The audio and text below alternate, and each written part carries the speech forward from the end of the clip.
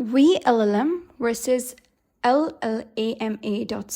Which cloud-based model is right for you? So if you're developing large language models in 2025, you've probably heard of vLLM and Llama.cpp, which are two of the most popular frameworks for running LLMs effectively. But which one should you be using?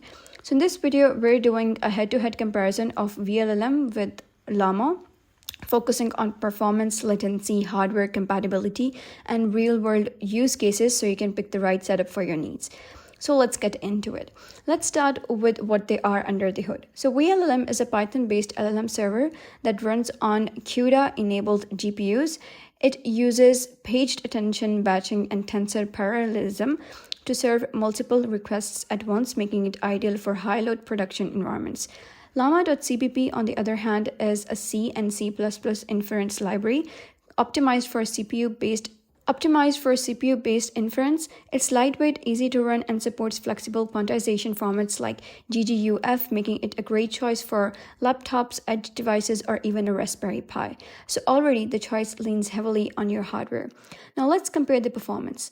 vLLM is built for high throughput. It handles many concurrent users with ease thanks to batching and GPU acceleration. If you're running an API-style service or multi-user chatbot, this is the tool to beat. Llama.cpp excels in a single request latency on low-power devices. It runs smoothly even without a GPU and supports 4 to 8-bit quantization, which dramatically reduces memory usage.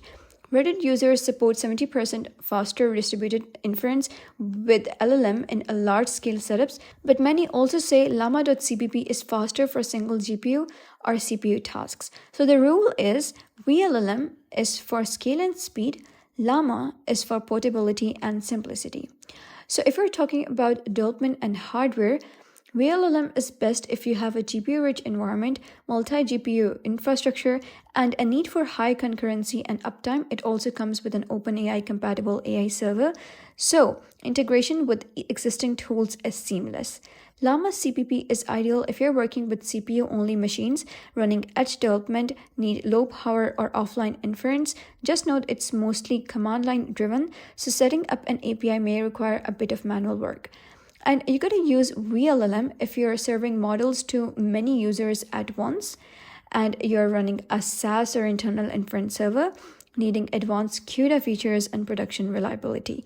Choose Llama.cpp if you're prototyping on your computer, building a mobile or embedded app, running occasional inference with low compute. So what's the right tool for you? Both tools are awesome, just made for different missions.